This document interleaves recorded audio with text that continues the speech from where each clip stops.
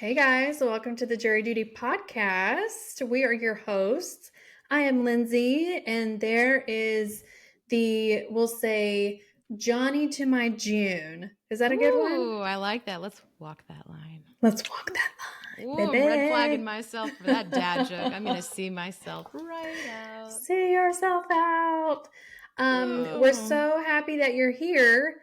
We are here to discuss one of our dearest friends' sisters.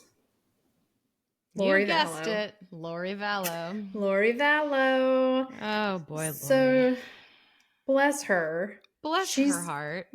She's back in the news, back in the court.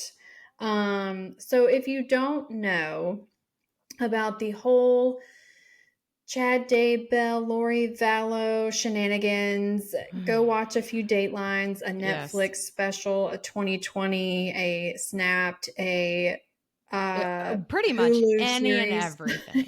Watch it all. Watch it all. No Too Long Didn't Read here. No we such also thing. have 2 episodes already where we have some chit chat time with her brother Adam Cox and her uncle Rex Connor. So boop, boop, boop, boop. I will Boop. pop them up right. Boop. No sound happens, but it makes me feel better to pretend like there's a sound that happens. I'll pop them up here. And we do chat a little bit about what Adam expected to happen. And here we are now watching things happen because we have arrived at trial countdown. Well, don't forget about Tom's episode too. And Tom, my man, I am so sorry. I did not mean to leave you out. That's okay. So I'm sure he'll forgive you. He's darling. Yes. So she has gotten the judge's blessing to represent herself. Pro se in a murder case. Pro Talk se. about long shot even for the smartest of people. I know. So she had a hearing. So this is Sunday the 12th. It was a couple days ago. It's a couple days ago. What's interesting to me is you say you represent yourself, but you always kind of have this, it's almost like a teacher that's standing next to you. She has to. You. I think legally the court has to give her backup counsel. Yeah. So from the sound of it, the judge asked them to do something that sounded really simple, and they were like, that's not our job. Like, I don't know that they're doing as much as we think they are for her, but I think her attorneys are trying, or they're not her attorneys. We're just going to say her attorneys because that's just a mouthful. Yeah, well, I think they're trying to be as hands-off as possible so she's not like, I didn't get to represent myself like I have the right to, you know? Oh, yeah. Did you find it interesting that she was shackled the whole time? Yeah. I'm not making a case for, Lori, poor woman, she should be. But if you're representing yourself at that moment in time, you don't think she should be shackled? I don't know that her hands should have been shackled. Like it was almost a sympathetic on accident when she's like, I need my glasses. And the first time I listened to it, I didn't watch it. Then I went back to watch it for that cute little boop short. And she's like, can you because her hands were shackled together. And I was like, interesting. Yeah. I don't see her as someone that would try to hurt someone. She's not going to go Mortal Kombat on somebody there. It's just not going to happen. But the same way that they get to wear street clothes and represent themselves in court when they're just the defendant, I guess I imagine that she wouldn't have her hands shackled while representing herself in active hearings. Maybe that's just me. Well, I was just surprised by the fact that her hands were shackled together. Here's my question. So normally when you have counsel and you're going on trial, if the judge allows you to wear, we'll call it street clothes during your trial, your attorneys bring those for you. Mm-hmm. Who is bringing her clothing? Probably a backup counsel. You think? Her family or maybe? I don't know if Janice would. We can ask Adam because that's a random weird question. I'm sure he doesn't know. He'll go, I don't know. But we can ask him anyway. Yeah. Or the likelihood that Janice would do that because I think she's one of the only people that's talking to her. But I would imagine they would arrange it somehow. Yeah. Yeah. So that was kind of what my thought was, is who's making sure she kind of has that kind of stuff in line? Who's helping? Does she have access to a copy machine? So when she prints off documents, she has copies for the state and the judge? Does I don't she have know, access to an office? You know what but I mean? I'm sure that there has to be some type of this is not a precedent setting situation. There have been Mm-hmm. people that have represented themselves from behind bars. So I'm sure there's some type of arrangement Mm-hmm. maybe within the prison system. I don't know. But that was something that she complained about in this hearing, that she was behind, and she sort of in a roundabout way asked if there was a quicker way to get her information, like paperwork, evidence, all that other fun stuff, because it had to go through the prison system and had to be checked. Like, Mm-hmm.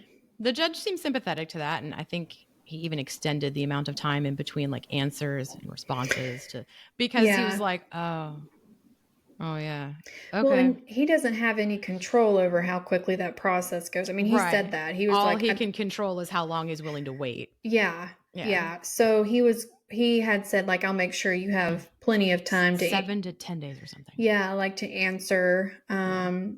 And so they discussed that. And what I thought was interesting was she was talking about not finding the evidence against her. Yes. And the judge listened Yes. and he said, um, did you read your grand jury indictment? She's Right. like, And yeah, she's like, I did, back to front, cover to back, cover. yeah. And he's like, it's listed in there And I of think all the I'm not evidence. I'm not playing devil's advocate for her again, but I think the miscommunication was she wanted not just a list of evidence like bullet points. She wanted to see it. She wanted to know in more depth what exactly it could say cell phone records. Well, what does that mean? I think she was trying to dig.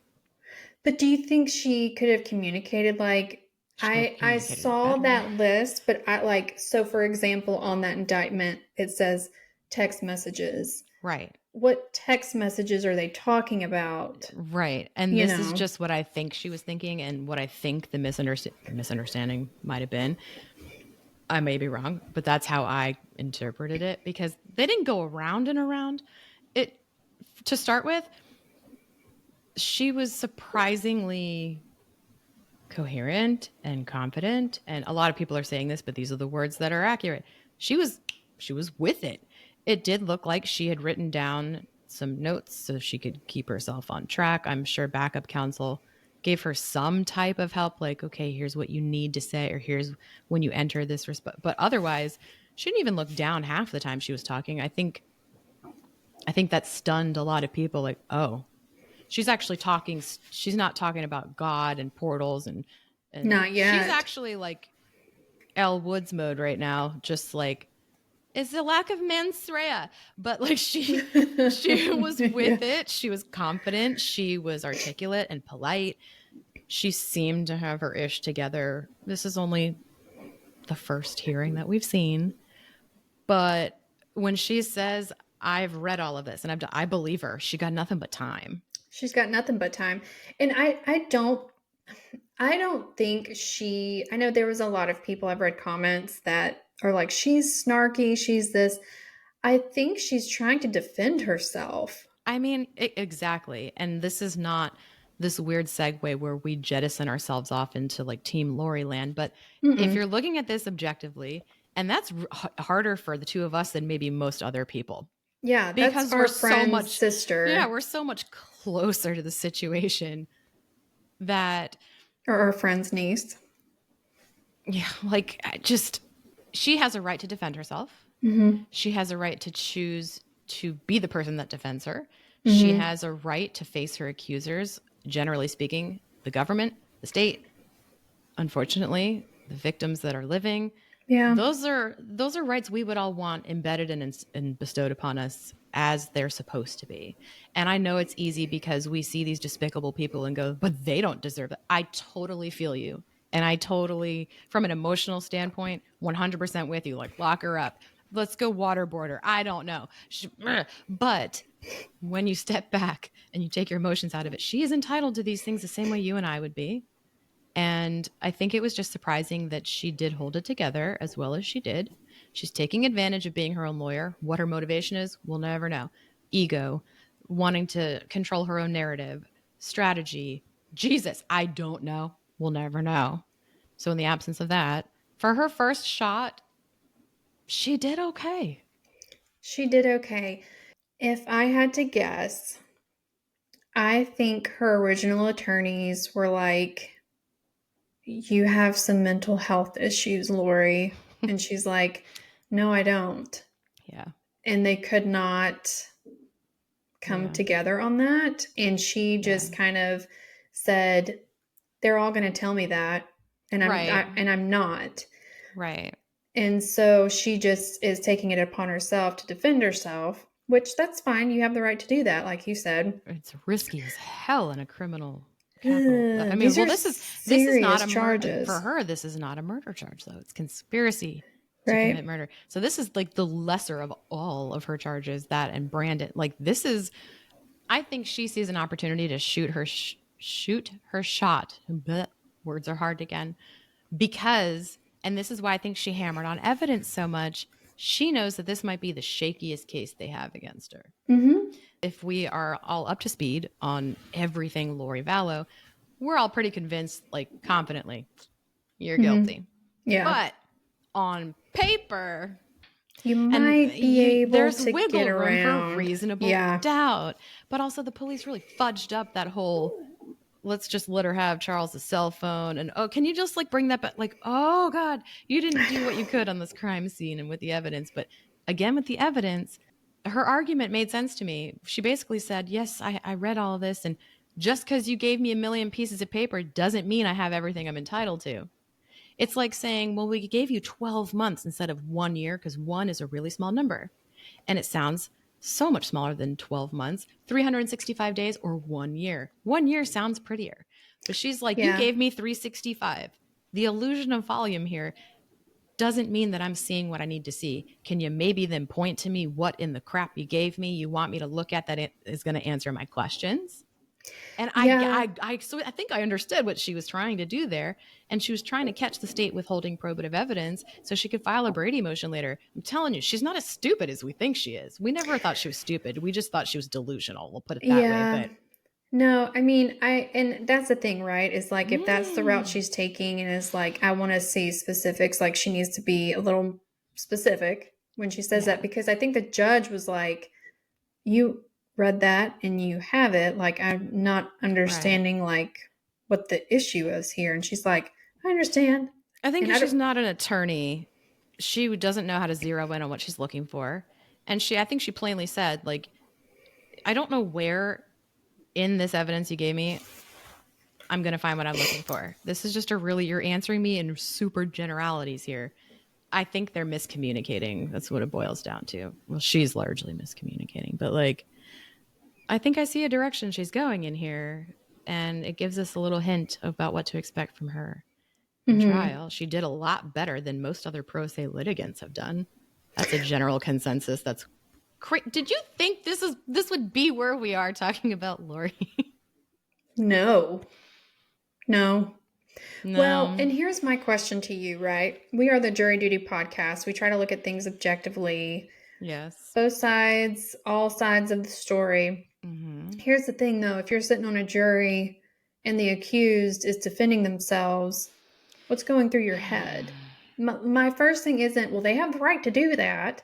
Yeah. My first thought is, why do they feel like they can do this? These are serious allegations. And here's the problem is that if we could hear someone's inner monologue on a jury and that's what they were thinking, a judge would tell them, much like only consider what you see here, don't do research. You don't need to know or understand that. And that's really hard for people to process, like not having motive. Motive is never required in a criminal case like this.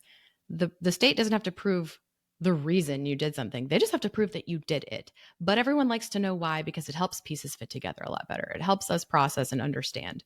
The like Casey Anthony, a lot of people have different ideas about what her real motives were. And there's plenty that make sense. And I think that bothered those jurors too. Why though? But why? There's another Right. loving mother that for all intents and purposes people want to know why, and why is a big, it's like a curse word now. Why? Anyone will tell you, you don't need to know why. You don't need to know why she's representing herself, just that she has a right to. And you can't take that into consideration as far as her guilt or her, like, it's not fair play. And I think that's going to be hard for people to wrap their brains around on a jury because they're going to want to know why. And I can see that being a huge problem for her. Well, my first thought if I saw that would be, oh no. You Oh know, no. like, you know, Because logically, they're not supposed to, they can know about her, but they need to be able to objectively say, even though I know something about her, I can still be good to go yeah, here. So we're hoping that a lot of people are not going to be like, well, we all know about her, but we'll all be open minded. So logically, they shouldn't really know that much about her to go, oh God. But it's yeah. still like, where's your, oh, that's the defendant, because I don't think they'll realize it till she stands up for the first time. Well, and I don't think she's going to be sitting by herself, right? She's No. going to have like probably her investigator somewhere around there, Backup her counsel. backup Yeah, counsel, and some for sure. others. No one's going to see her in shackles. No one's going to Right. see her coming in or Right. leaving. So, I mean, in that sense, it's going to be fair. She's not just going to be sitting in an island alone. As objective as you try to be, just having an initial reaction, though, is a natural thing of like, ooh, Is that you what you'd know? be thinking if you saw, which I guess we'll just say Lori as Even the if even if I didn't know Lori, if I didn't know what she did or right. had been convicted of or whatever, if I knew nothing Mm-hmm. and she was like, I'm the accused, I'm representing myself, again, I would think, oh no, Yeah. you know, Yeah. Because it's not common. no, It's not. no. I mean, the first thing I think of is like, and this, I'm not, Brooks. yeah, Brooks and Bundy and people who have done like terrible things. I think at the very least, I'm going to give Bundy some credit. He had the legal mind. He went to He law went to law school. school. Yeah, yeah, So I yeah. mean, okay, and he was pretty brilliant at it. Like, you have to give credit where it's due. Bundy, Yeah, no, and I get that, but but that's yeah, the yeah, categories of people that you're thinking right. of that Sarah If you're Boone. even thinking of it, Yeah, you Sarah know. Boone almost went down that rabbit hole of representing herself. I would Thank have God she loved didn't. to have watched that though, because Literally. that would have been sort of the shit show we were expecting from Lori. I don't think anyone expected that from Lori, because here's what people forget, and Rex and Adam were just talking about this today and Mm-hmm. going back and Shout forth with out Silver people. Linings podcast. Go ahead. Um, Sorry. no, don't be sorry. I interrupt you all the time. Gosh. Sorry. Um, Continue. I think that there's a lot of mixed opinions, especially on that end, about what to expect and what her motivations are and what her behavior will be. And honestly, she's going to have a meltdown as soon as she doesn't get what she wants. No, I she's don't think not. so. No. Lori is a vain, very superficial person that we can all agree on. She is not going to let public Lori have a meltdown. It's not going to happen. The vanity, the ego, and that's people want to say, oh, she's a narcissist. I think she is too. I think she is both a covert and communal narcissist. But they don't want you to unmask them. That's the point. There's a reason we don't see her flipping tables and doing weird stuff all over the media. There's a reason she didn't talk to Nate Eaton. There's a reason that behind closed doors and in the public, she's an enigma. We can't quite figure her out, except for what we know of her and her behavior. And even behind closed doors, like those phone calls with Melanie Gibb, sure, she knew she was being recorded because she kind of flat out says it. But like, even then, she doesn't lose her nuggets on Melanie Gibb. She's like, God be with you, have the day you deserve. Like, she is Mm-hmm. going to keep it together. She Well, she's cannot be public, messy Lori. It won't happen. She's going to keep it together. That's she what is I going to keep think. it together, and I think all of those things. If she thinks that she's being treated unfairly or something like there's just some sort of bias, she's Yeah. going to keep that in her back pocket. Mm-hmm. She's gonna accept it. Yep. She's gonna put it in her back pocket, and you better believe that that's going to be on an appellate something, or Right. she's going Yeah. to. This was not fair. Mm-hmm. This isn't a part of the plan. Yeah. This got messed up. Like, She's very aware of her public image. yeah. And I don't see that happening. She's not going to turn into like a rage machine. It's just Mm-mm. not going to happen. I have a question for you, though. Hmm. Which are we going to get? Prison bar Barbie with the crimpy hair and the scrunchies and the bright pink? Or are we going to get like got my hair did, wearing something. Which Lori are we gonna get? Pre-prison Lori, or are we gonna get prison Barbie? I think it's going to be in the middle. Mm-hmm. I think it's going to be in the middle because, If Anna Delvey can demand hair and wardrobe, I feel like Lori Vallow's not above it either. well, But Sarah Boone demands that as well as Pop oh, that's Tarts. right. You're Yeah. right. And like So, 5 goldfish or something. yeah, Or I take 5 goldfish purse and, mints, the ones yeah, that like end up 3 at the bottom of your peppermints. bag. Yeah, Yeah.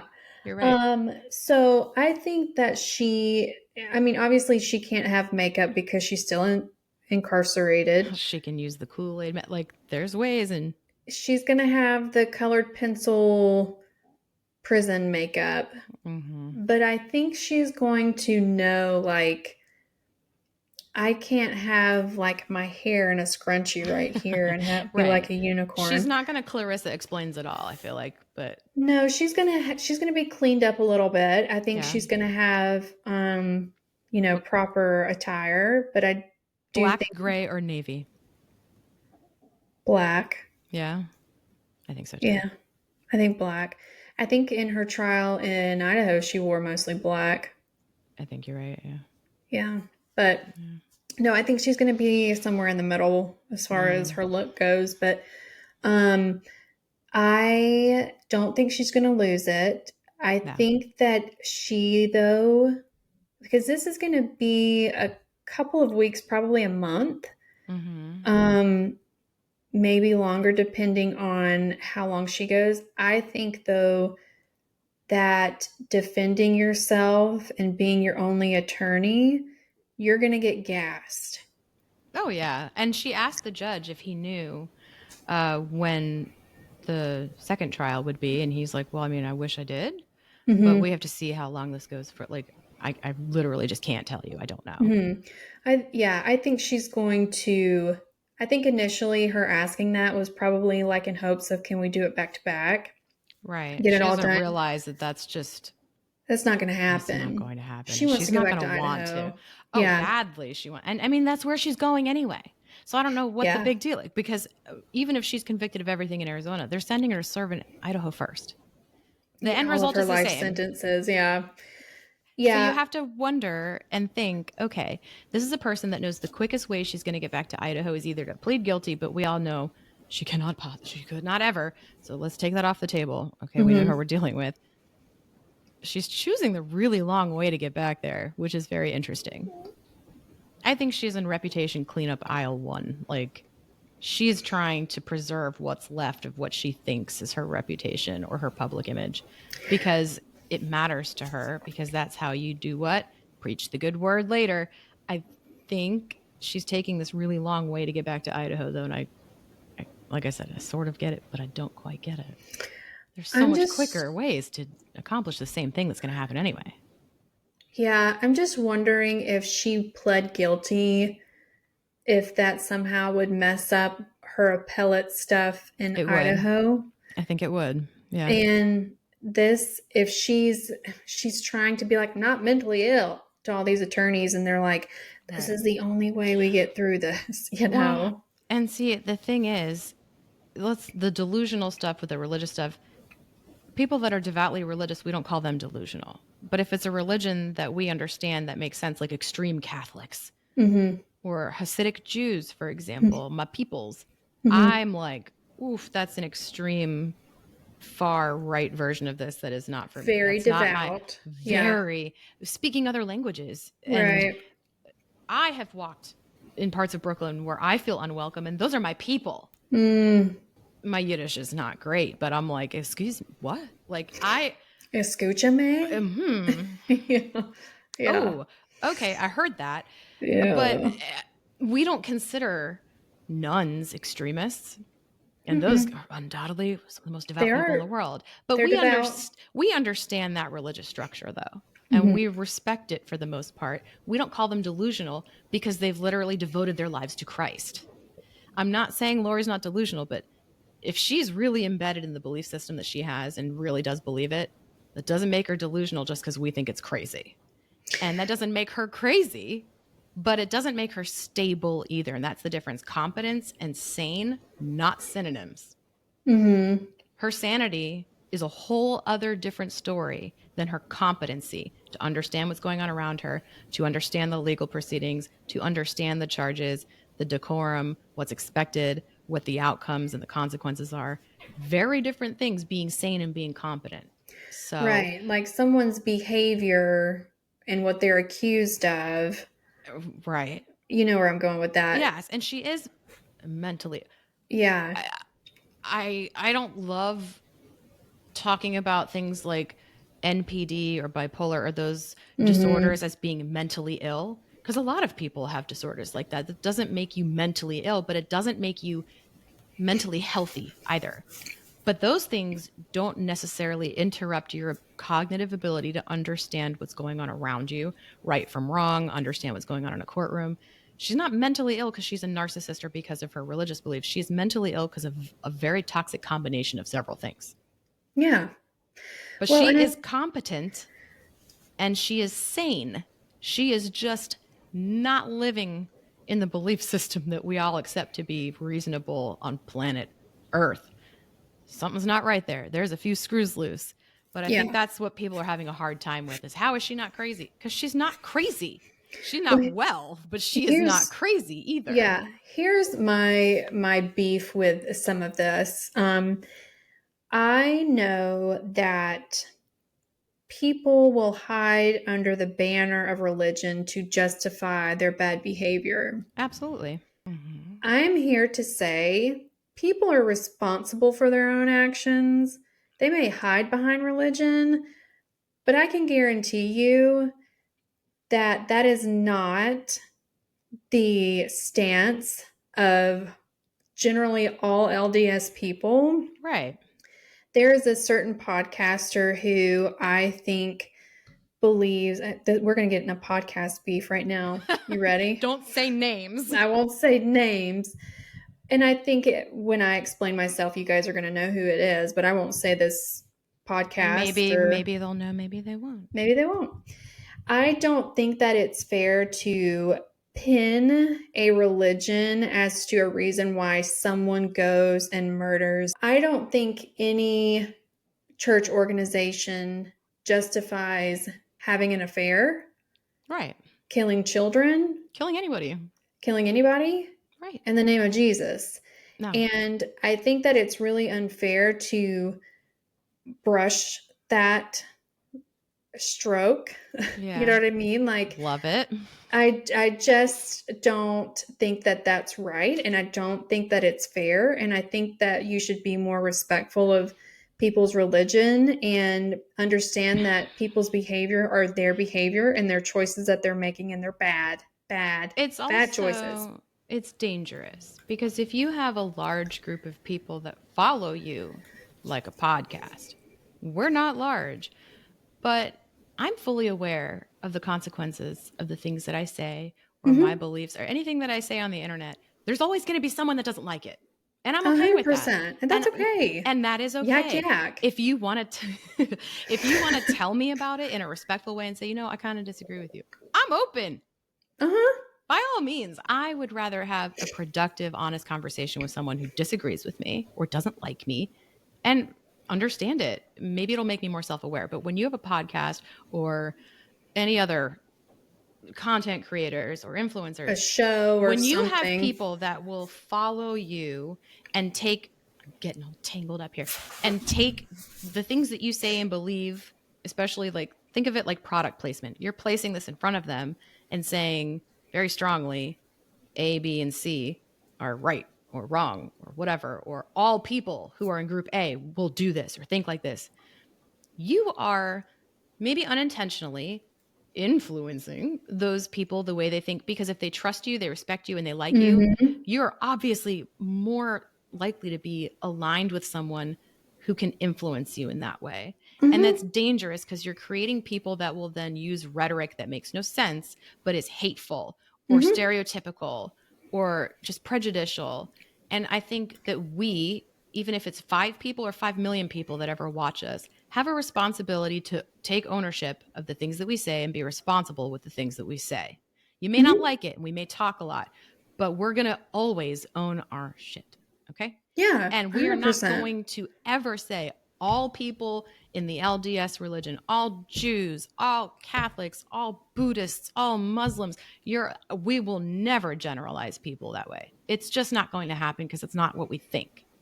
And that's not how we feel, and it's not what we believe. But even if we did, we would be smart enough not to unintentionally sort of recruit you into that line of thinking, or intentionally. Maybe it's intentional. I don't know that it is. I won't say that. But come on, you Mm-hmm. know that the information is going to land very differently for people that hang on your every word than it will for someone that's going to employ a little more critical thinking. That's what I'll say. Mm-hmm. Yeah, I just don't think that it's fair to try and paint that picture. It's not right. If that's let's just pretend like that's how it is, and that's a prescription of the Mormon church. Well, guess what? The Catholic Church and Christianity as a whole is rife with murder, Mm-hmm. massacres in the name of God, in the name of what's right. The Crusades, Salem witch hunts, that 1782 Granada Hutton massacre of 90 whatever Christian pacifists, Indians, Judge Hayne. In any case, all in the name of God or belief Or I would systems. never do that because I'm a Christian. Everybody has blood on their Yeah. hands, historically speaking. We all come from some type of group of people that thought what was right, and we do what we do to make sure that it becomes more widespread and prevalent, and everyone should believe. We're all screwed then if you're going to Mm-hmm. say that the whole Mormon church is this backwards, corrupt religion and polygamy. Stop it. That's just not the case. If that's the case, go look in a mirror, because if you're Christian, if you're Jewish, if you're Catholic, all of that storied history is Is covered you. in blood. Okay. Mm-hmm. Jewish holidays. I was telling someone this at the grocery store. She thought it was hilarious. It's just normal. We don't have like Merry Christmas where we're decorating and celebrate. No, our holidays are they tried to kill us. We survived. Let's eat. There's no happy. It's solemn. It can be festive, like we're appreciative. We're not like merry all the way because our Mm-hmm. history is just riddled with everyone just wants us to die. Ah, okay, Yeah. well, there's going to be someone on the other end of that that's the cause of it. So if you're going to prescribe something to group A, be ready for your prescription label. That's what Yeah. I'll say. I think yeah, and I think our point is like we just don't think that it's right to put Right. someone In a box. in a box. I Yeah. think that people behave poorly and make bad decisions, and those are your decisions, and you get consequences for those. It's not the fault of whatever religious following Right. you had or a religion that you followed, I think is what I meant to say. In every religion there's a couple nut jobs, okay? There's going to be Yeah, little cadet branches of every religion where there's extremism and people just interpreting things, like Madonna as a Zionist mystical Jew. I don't know what her thing was with the whole Kabbalah thing. yeah. People do weird shit, okay, in the name Mhm. of religion, and they take something and they make it theirs or they interpret it. There's nut jobs in every religion, okay? Mhm. There just are.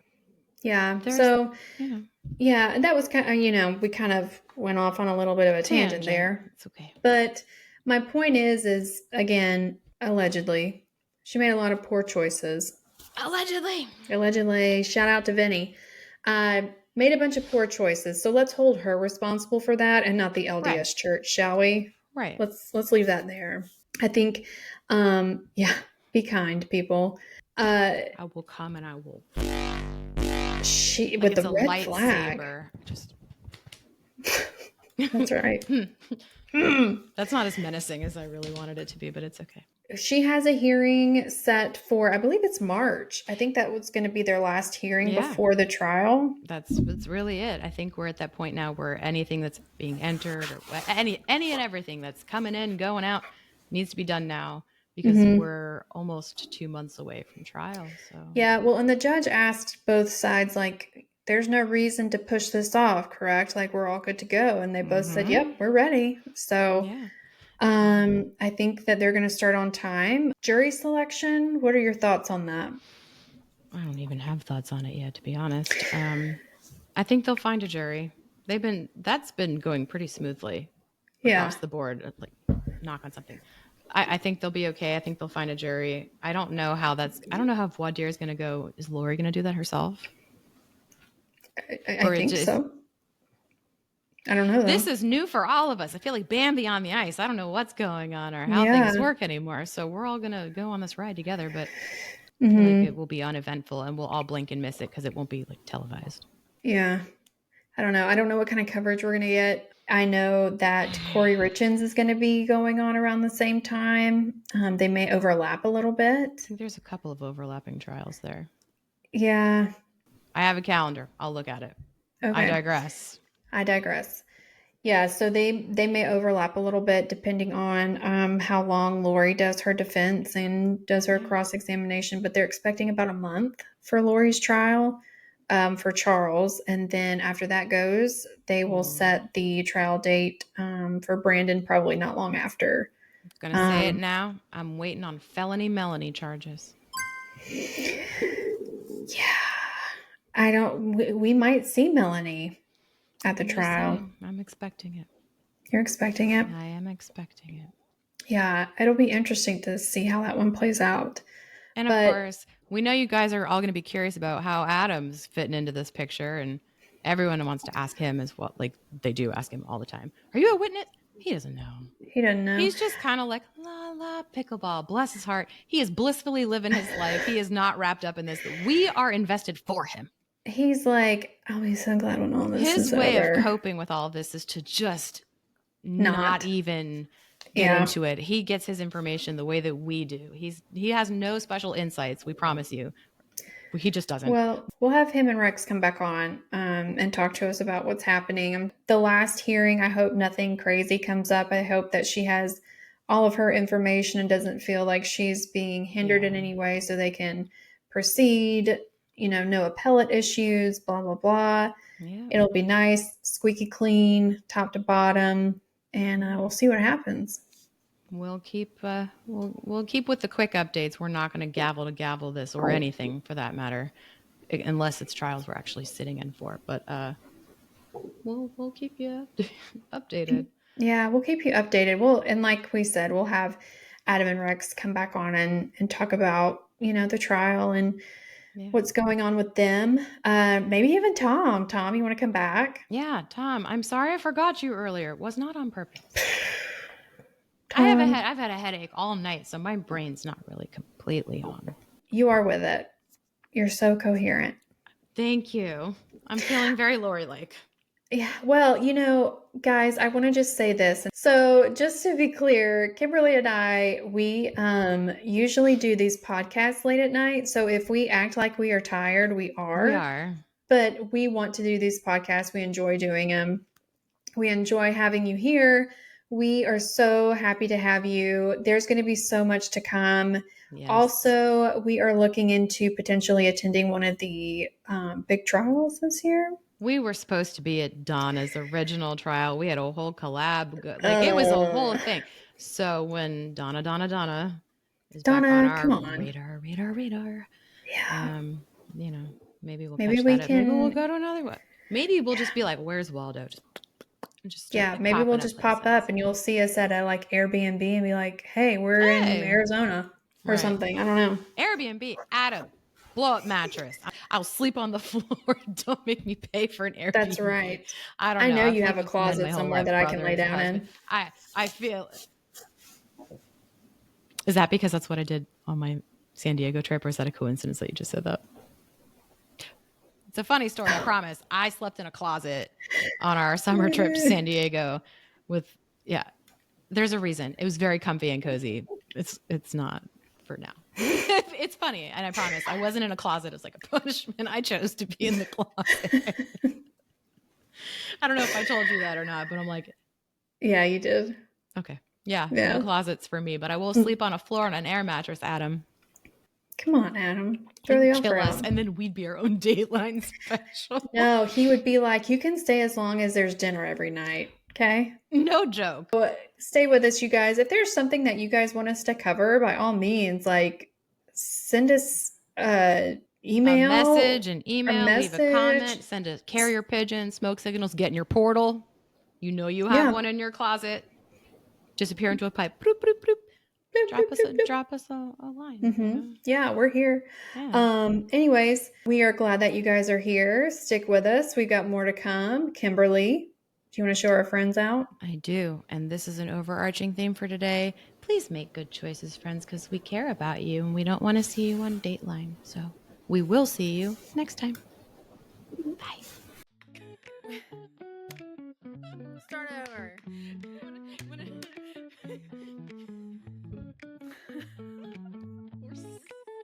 We're so stupid. So extra.